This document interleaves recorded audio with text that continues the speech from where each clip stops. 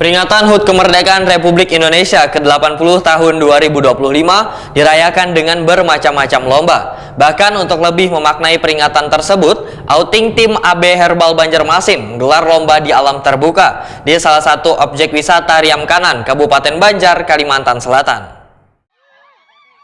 Peringatan Hari Ulang Tahun Kemerdekaan Republik Indonesia ke-80 tahun 2025 dirayakan dengan bermacam-macam lomba. Bahkan untuk lebih memaknai peringatan tersebut, outing tim AB Herbal Banjarmasin menggelar lomba di alam terbuka di salah satu objek wisata Riam Kanan, Kabupaten Banjar, Kalimantan Selatan.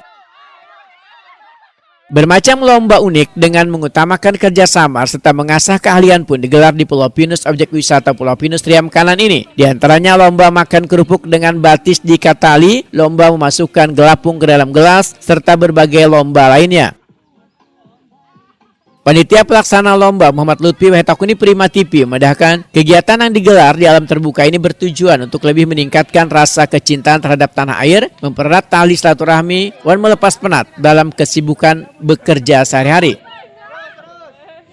Yang pertama sih sebenarnya hanya untuk mencari tempat yang beda ya dari biasanya. Kan biasa kita ngadakannya biasa di komplek gitu kan, atau juga di lapangan-lapangan terbuka lah di dekat-dekat rumah. Nah ini kita memilih di alam karena memang ingin sesuatu yang beda dari biasanya, dan juga sekalian mengajak karyawan untuk rekreasi, dan juga untuk agar menjalin keakraban sesama tim lah, biar lebih kompak lagi.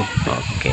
Tadi harapannya semoga di tahun depan kita bisa melaksanakan acara seperti ini lagi, bahkan dengan tim yang lebih banyak, tim yang lebih solid, dan juga kita mendoakan semoga dengan hari kemerdekaan kita yang ke-80 ini, negara kita juga semakin maju, semakin bagus, dan semakin sukses.